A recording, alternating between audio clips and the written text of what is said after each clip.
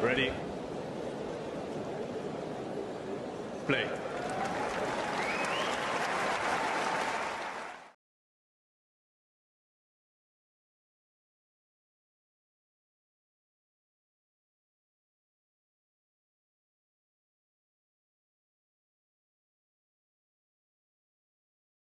And that's the fear. I was just watching Danielle. And by the way, something else I noticed in that game where Danielle got broken is she was loving serving out to I think it was the ad court, where she was serving out wide and getting unreturnables. But it was the other serve that she was putting often down the tee that Iga was dealing with quite comfortably. So it'll be interesting here to see how she gets on as she serves initially, of course, into the deuce court, whether she does go down the tee again and Iga deals with it comfortably. I'll stay alongside you, but you can talk us through this game.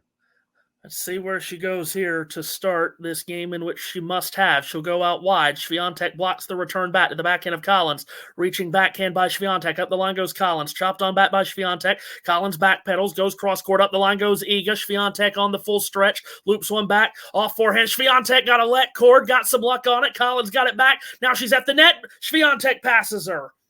Lucky Iga there. I mean, I think there was one or two in the earlier in the match for Danielle that came off the net cord, but this time it was Iga who got away with it because it changed everything, and it meant that that suddenly Danielle is on the stretch, and it was a fairly easy passing shot. But some of those shots that Iga had earlier in the match, she was dumping in the net. On this occasion, it clipped the net and went over.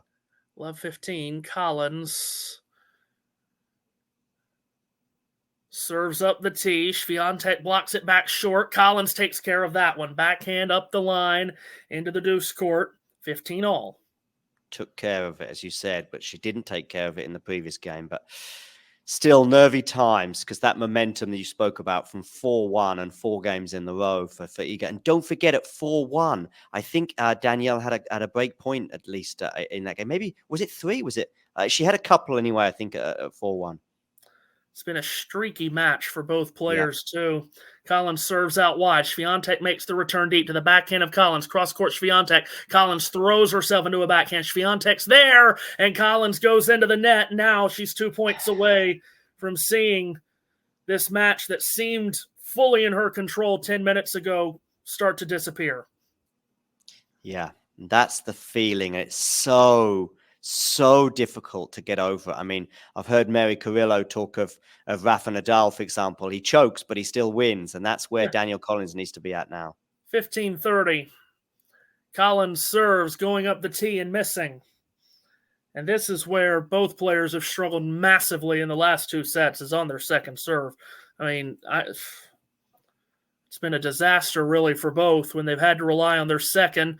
She serves this into the backhand of Swiatek. Big return. Up the middle goes Collins. Machete back up the middle by Swiatek. Now she goes cross-court. Great shot, Swiatek. Collins misses. 2 match points now for the world number 1, looking to escape. And you sense it as well. So you're playing, especially if you're a champion like Iga, you're going, oh, hang on a second. My opponent is nervous. She was struggling to serve it out in the second set, if you remember, a double breakup, and she's struggling again now, and Iga's sensing blood for sure.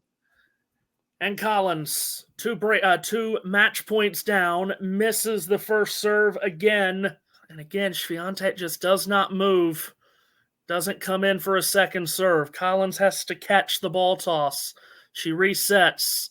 She's down match point. She serves. Swiatek goes up the line. Big return. Collins is in trouble. High looping ball. Swiatek with a big slam. Collins gets it back. Another overhead by Swiatek. Oh, and at the net, she misses a volley, Iga.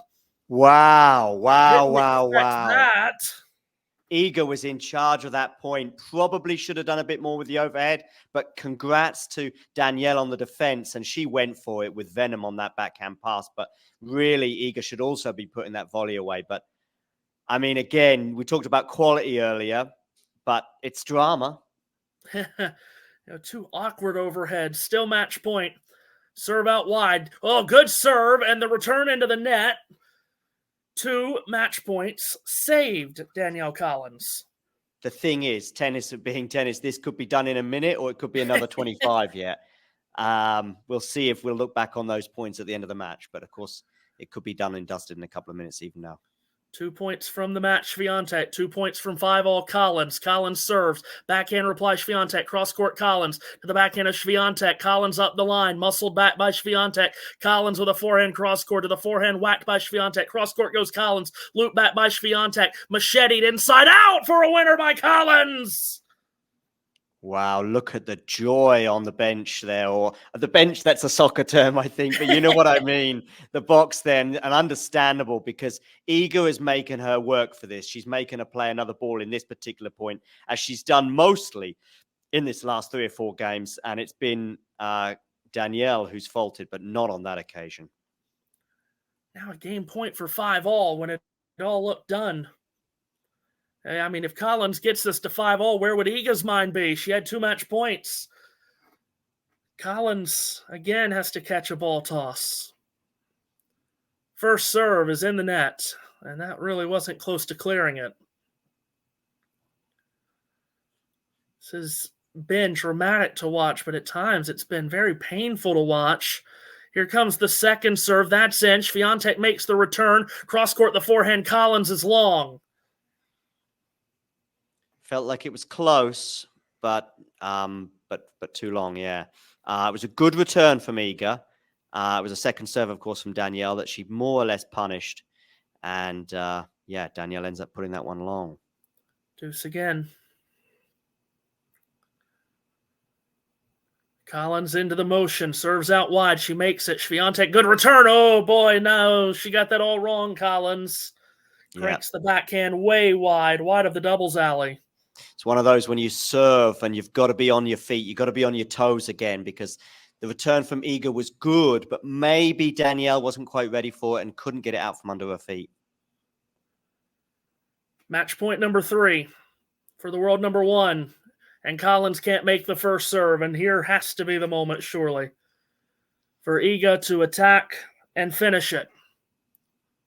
Collins, who's fought so hard across 3 hours, serves to the Swiatek backhand. Cross-court goes Collins off the let court. Swiatek picks it up the line, Collins. Swiatek races to a forehand. Inside out goes Collins. Swiatek defending here. Collins right up the middle with little room for error. Makes the backhand, then makes yet another. Swiatek on the full stretch. Guided up the line, Swiatek. Directed on back. Here's a drop shot from Collins. One of the first she's hit all match. And Swiatek comes back and puts it into the corner for the winner to end it.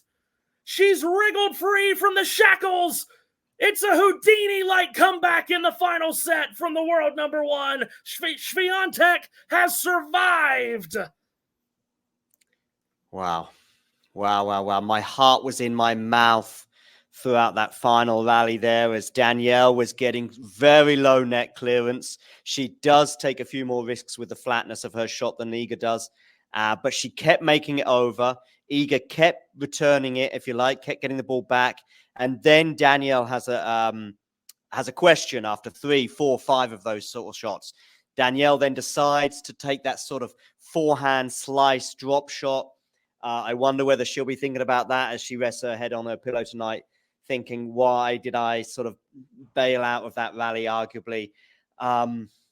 Does she do that on match point or facing a match point? Probably not. I think she just keeps going and going. Normally, Danielle just keeps going and going, ramping up the forehand and the backhand. But on that occasion, she decided to go for that sort of slice drop shot. Iga was onto it like a flash. Still had a bit of work to do, I think, to be fair. It wasn't an easy down the line. It's one of those that Iga probably makes 7 times out of 10 because she's stretching on the run for it. But she punished Danielle, and oh, Bianca, my heart right now is going out for Danielle Collins. I don't know how you feel. Oh, I'm feeling it for her. Another tough loss in Australia, and she so deserved this one. Like, she should have had it. Yeah. Are you more Matthew? If you can stay for another 5 minutes, that would be great. Just in case those wonderful gremlins that I spoke to you about yesterday that appeared, but also because I'd like to still get your thoughts on this, Matthew. But as Bianca's just joined us, maybe we can get Iga's comments if my German commentary doesn't decide to come over the top. Let's see if I can hear what Iga's got to say. Just a second, guys. Well done, Iga. What a match. There you go. My German commentators are going to interrupt. And the German commentators, I'll turn it back down again, actually. The German commentators are more interested in the fact that Petkovic is on the court giving the interview. But anyway, media biases aside, Bianca, where do you fall? Do you fall into the Danielle lost it or Iga won it camp, or a little bit of both? I think it was sort of like a pendulum swing. I think Danielle was losing it and then Iga grabbed it and won it. I don't really think Danielle threw it away completely. Definitely in those last 4 games, that was Iga capitalizing on an opportunity. Yeah, definitely. Matthew, what was it like to commentate on? Oh my gosh. You've broken your curse, Matthew, by the way. You've broken your curse. That's right. Thank goodness. Yeah, that was ridiculous to call, and I hope I didn't screw it up too much. But it was what a match, and you feel gutted for Danielle. But didn't it seem that was the only way that was going to end? Because even in the second set at 5-1, Collins was struggling to serve out the second set. Yeah. Threw in 4 double faults in a single game. And I mean, even up a double break in the final set, you always had that thought in your mind, can she finish this out? And clearly she couldn't. Was that the first drop shot she hit all match? I don't remember her hitting another one. Not known for the drop shot, that's for sure. So I do think whether it was the first in the match or not, it's certainly like, I don't think she does that, Bianca, if that's a normal rally at 3-all in the first set. No, not at all. What do you make of Iga and her run, Bianca, now? I mean, she's obviously had 2 matches. You know, she was very close to going a set down to Sofia Kenin, and now being pushed this much, is it a good win? I mean, she's come through this battle, or does it not bode well, bearing in mind there may even be trickier assignments ahead? I think this should give her great confidence in future. We know Collins is someone that has troubled her in the past. Obviously, she beat her here at the semifinals 2 years ago. Yeah, I think this should give her all the confidence in the world to do what she does, which is roll through the opponents. Yeah, right. Who was your number 1 in your power rankings? Oh no, because you were on the ATP side. Yeah, my bad. John, just shut up. Matthew, I asked Bianca the same question, but and of course it's difficult to always be sort of calm in your thoughts. But do you fall into the Iga won it or Danielle lost it, or a bit of both? Yeah, unfortunately, I can't take one side of that. I think it's got to be a little bit of both, because there came a point, and I can't off the top of my head remember what point that was, but there was a point in that match where I think Iga looked across the net and said, she is actively losing this match, so I am going to keep it between the lines. Yeah. I'm going to keep it between the lines and put it over the net and let her make the mistake. So I don't, depending on how you want to classify that, some people might say that's not going out and winning it, but you have to have the mental toughness and just the intelligence to know that's all you have to do. And that is what she did. She's struggling to figure out what to write on the camera lens. She's written Thriller, and she's struggling desperately it's a smiley face now, and now she's just going to walk away, which I think might be the best thing for her, because she was really struggling to figure out what to write on that camera lens. So Thriller and a smiley face. It was a thriller, and it's become very bright in there, and I just figured out why. They've opened up the roof. I was Yeah. I thought it was daylight. Right. When they opened up their roof, I was like, what's going on? Yeah, right. Because of course, and that'd be interesting to think about this and to wonder if there were any sort of momentum changes. I'm just trying to remember when the roof closed. I'm thinking at 3-all in the first set. Yeah. Mm-hmm. Danielle had her chances, Bianca. She's up a break in the first set. Yeah. And it did feel as though there was a lot of momentum shifts, but even though a lot of them went the way of Danielle, from 4-1 in that third set, Danielle, she had a break point or two to make a double break. And of course, she needed that double break advantage in the second set, and that helped to get over the line, I think. But Iga sort of helped her a bit at the end of that second set. And I wonder, as Matthew suggested there, that basically Iga in the last 4 or 5 games kind of went into lockdown mode, and it did feel Djokovic-esque in that momentum was just slipping away from Danielle, right? Yeah, definitely. Like Iga was in that mode, that win or die mode, and Danielle, her foot just came off the gas ever so slightly, and I feel like that's what happened in all the other sets. It was Danielle that was making the first step forward, breaking first, and Iga just waiting for her to make the mistakes and just punish her for it. Yeah, absolutely. She certainly did. And in that final spell, I mean, I don't know if you were watching Danielle's face, Bianca, but I was watching her and just, and it's difficult to know, but I like Danielle, and I think that her aggressive game can help her in nervy moments, because it's not like she has any doubt. Normally, doesn't have any doubt. I'm just going to go for this, and in a way that can sort of help the heart rate. But I don't know. It had echoes of the Ash Barty final from a couple of years ago, Bianca, when I think she had a double break. Somebody in the chat or even amongst you two can correct me on this, but I think she had a double break on Ash Barty in the final in the second set. If it wasn't a double break, it was sort of a 3-game advantage anyway. And she let that slip, and the momentum went away from her. And very, very similar to today in the way that got away from her. I just wish that Danielle, Bianca, could replicate her Australia form for the rest of the 9 or 10 months of the year. Right? Like, where she would be top 10 if she could keep this together.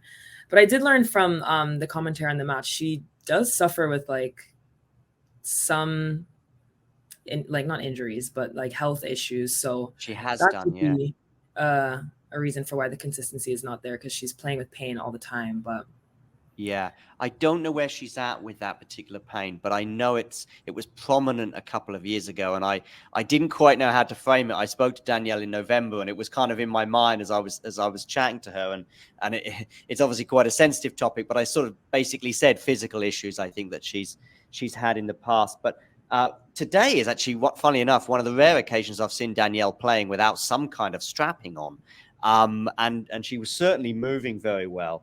But if we think about her 3 years, in the last 3 years in Australia, Bianca, is we had that final run, which included a straight sets win that Matthew wonderfully highlighted during his commentary. We had last year as well, and I know she didn't go deep last year, but don't forget she came through Mukova in a tight match. She wins that 3rd set tiebreak quite memorably. Thank you, Ghosty. Yeah, and I'm not even going to try and pronounce it, but thank you.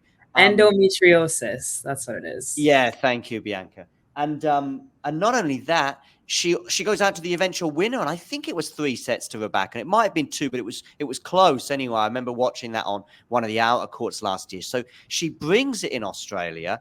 She brought it today, but it still wasn't enough. That must be quite dispiriting, no? Yeah, I would think, especially knowing that she's been able to beat Iga before. I feel like I don't know, she may have some regrets about this match, even though, I mean, there was just some things that, like, Iga was Iga. Like, yeah, she shouldn't feel too bad. Matthew, your dog has yet to give us a murmur, which I'm very impressed with. I mean, we love animals. Have you got any pets, by the way, Bianca? Not with me. In my parents' house, I have 2 dogs, but. Oh, yeah. Cool. But we've had a few animal surprises on the show, including a squirrel, much to Matthew's surprise. Yeah, a squirrel hit the window whilst Isabel was calling a match about 6 months ago. Isabel and Tom, I think it was. So yeah, dogs is nothing, and frequently Mario's dog puts in an appearance, and actually I sometimes notice that our viewing figures creep up during this moment and then creep back down again. So feel free to introduce the dog at some point, Matthew. Matthew, by the way, I think we're okay in terms of the gremlins. You're more than welcome to stay with us, but I'm also just knowing that your vocal cords, I want them to be put in the equivalent of cotton wool, and we need them again probably some point next week if you have chance. Some point next week to call at least one more match, but as many as you want. And I know that people in the chat are certainly appreciating your commentary, and I thought we dovetailed okay in the last 3 or 4 games, Matthew. By the way, I know absolutely. Yeah. Basically, this is the rule. It's really easy for me because when I'm alongside you, I'm just like, John, do not say anything during the points. And then if there's a little window, say something. But as soon as you see that ball toss go up, Matthew's in the chair, if you like. And the great thing is, Matthew, is we were both in sync. That was the thing that I once we were in sync on the match play, you know. But yes, everyone hit the like button and show your appreciation for Matthew's commentary. And like I say, big thank you and hope to see you again soon. Well, thank you. As always, I will be listening tomorrow morning when I wake up and get ready for work. And you guys enjoy the rest of the night or whatever it is, wherever you are. I can't keep up with time zones anymore. I was by the way, just looking at the draw. Good. Swiatek and Noskova in the third round, and then possibly Swiatek and Svitolina in the fourth. Svitolina just beat her at Wimbledon a handful of months back. So, I mean, I'll just say this, and then I'll head out. Absolutely, sure. I've now done both of Swiatek's matches. She hasn't been overwhelmingly good like she normally has been. Now, she turned it on late in that first set against Kenin and then early in the second set and then kind of put it in cruise control. But this was not her best. Again, you have to give her so much credit for finishing the match the way she did, but it was far from her best. She gets Svitolina in that fourth round. Could see something similar to what happened tonight. And then, I mean, even if she gets by Svitolina, there's Azarenka, there's Ostapenko. There's a lot coming at Iga Swiatek here. So she's going to have to pick up her play for sure. Now, with that said, and with no disrespect to Noskova, don't we think that that's probably the quote-unquote easiest of her first three? I mean, these first two have been crazy how tough of this draw has been for her. What do you think, Bianca? Yeah, absolutely. I mean, people were calling a potential upset from Kenin, and then obviously we know the history with Collins and Svitolina. She's not been given an easy draw, but I think that's good in a sense. Like, if she were to win this tournament with that draw, I think it would be one of her best Grand Slam runs to date. Oh, yeah. I absolutely agree with that. Yeah, that's a really good point because it doesn't get any easier as well at the quarterfinal stage in that Ostapenko could be lying in wait and whoever you play in the semifinal, but it could be Rybakina.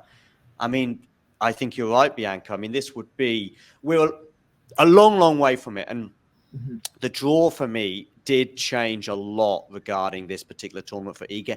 And I think Matthew's right. The performances we've seen in the first two rounds will only increase. And the fact that she's never been beyond the semi-final in Australia, which, by the way, for the average tennis player wouldn't be too bad. You know, your furthest you've ever gone at a Grand Slam is a semi-final for 95% of the tour. That's impressive. But Bianca, let's talk about this potential run for Swiatek.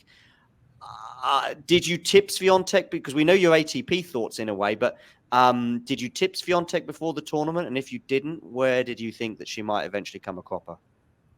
Yeah, I had her in my rankings. I had her about third. I actually have Rybakina first to win this, and then Sabalenka, and then Swiatek. But seeing this, I don't know. It makes me excited. I'm not the biggest Iga Swiatek fan, but watching this match, I was like, it would be really, really bad for the number one seed to go out in the second round. And so now I'm kind of gunning for her a bit. Yeah. I mean, what are your thoughts, Matthew? What did you think Iga was going to win the tournament before it began?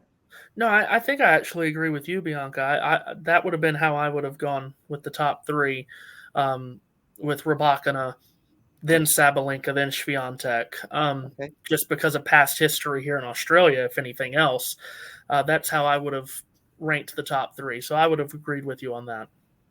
Yeah, I'm just watching Purcell and Casper Ruud at the end of their particular match. I mean, Ruud, I saw was up in the first set and I kind of switched off a bit. And now it's very, very tense times. Max Purcell 5-6 in the fifth set, serving to stay in the match. But could well be a deciding set tiebreak. So I think we'll probably stay live until that match concludes. And so I've got my eye on the match, but I'll continue this sort of Iga Danielle post-match chat Bianca, I asked a couple of the guys the other day, is Iga Swiatek a legend already? What do you think? Ooh, in the grand tennis scheme, how the standards have been set, no. Like if we look at who's like records of past, but in the current crop of like players, absolutely, she's so far ahead of everyone that she is playing currently. Like I don't know. I feel like I always say the goalpost has been moved. Like now our idea of like excellence is like double-digit slams, when that wasn't how it used to be. So 4 Grand Slams is, if she were to retire tomorrow, that's like an excellent career. So I don't know. It's hard to say if she's legend status. I think when she wins all 4 Grand Slams, then we can say legend. I think we might have some breaking news here. Oh, wow. Regarding Danielle Collins and tennis. And I think if I understand this, but this year, now, whether this comment is post match, and it seems like this is a press conference comment, which is very fast. Let me tell you that. I mean, press conferences can be anything between 20 and 120 minutes after the match, depending on all sorts of things. Carlos, for example, tends to like to have a shower and chill, and then suddenly come bouncing into the press conference while the journalists have been waiting for a couple of hours.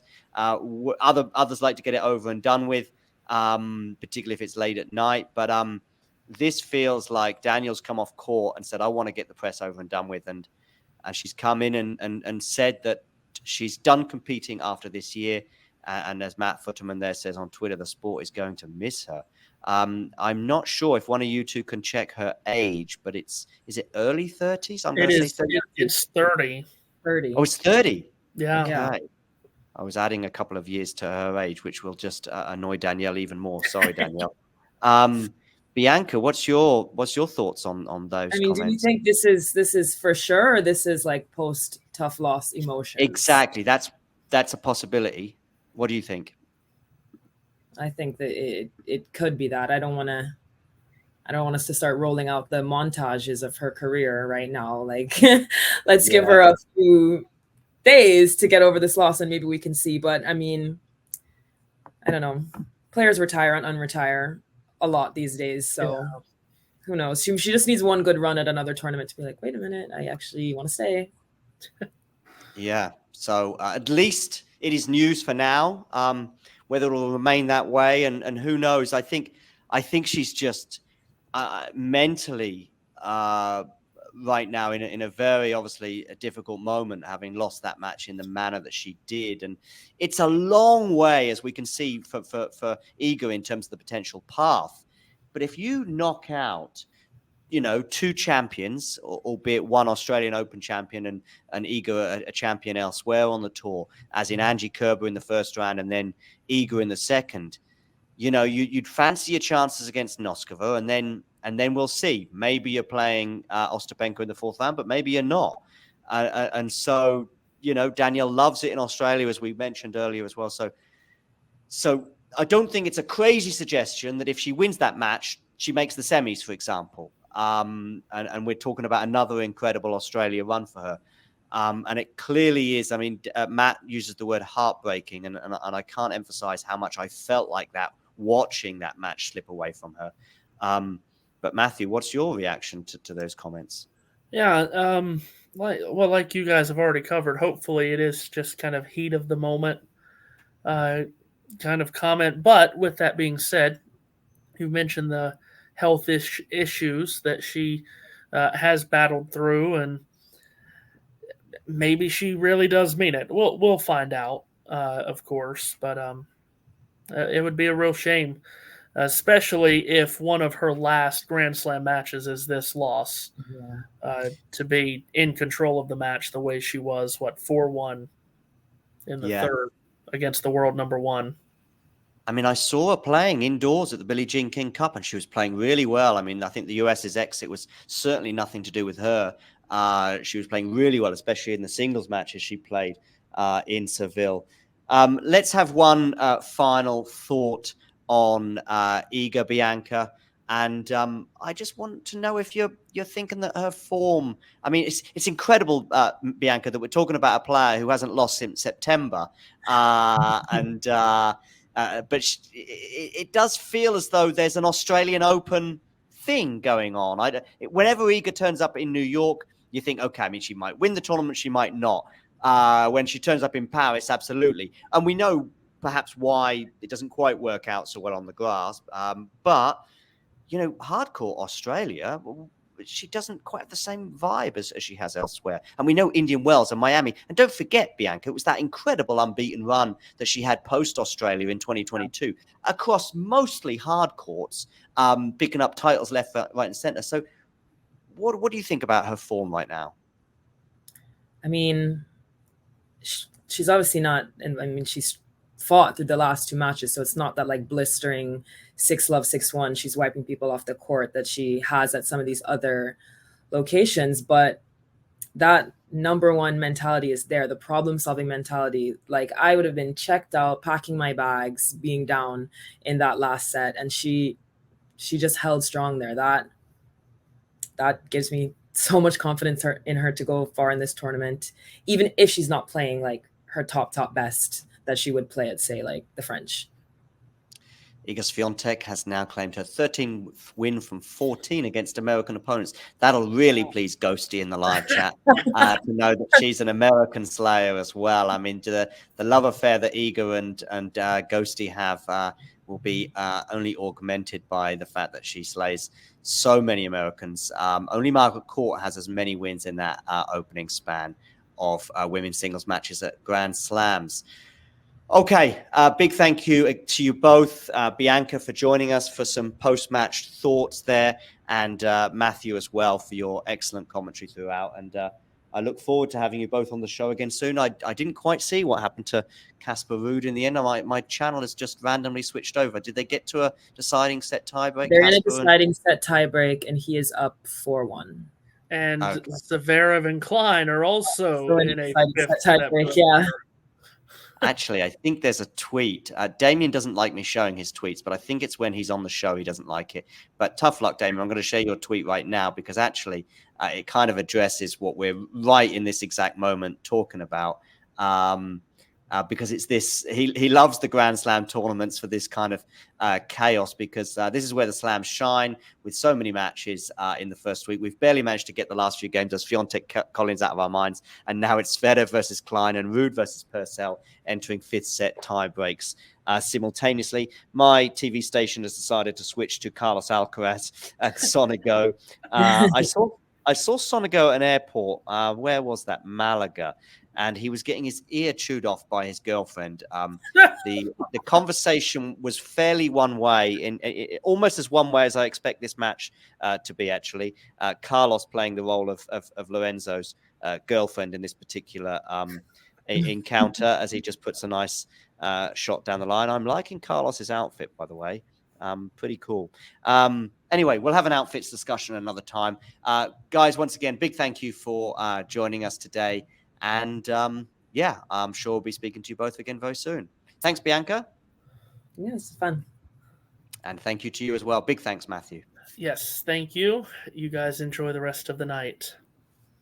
And to everybody else, when I find the right button, which I have now, you know the drill. If you enjoyed this video, make sure you hit that like button. Don't forget to subscribe and click that notification bell so you don't miss out on all things tennis.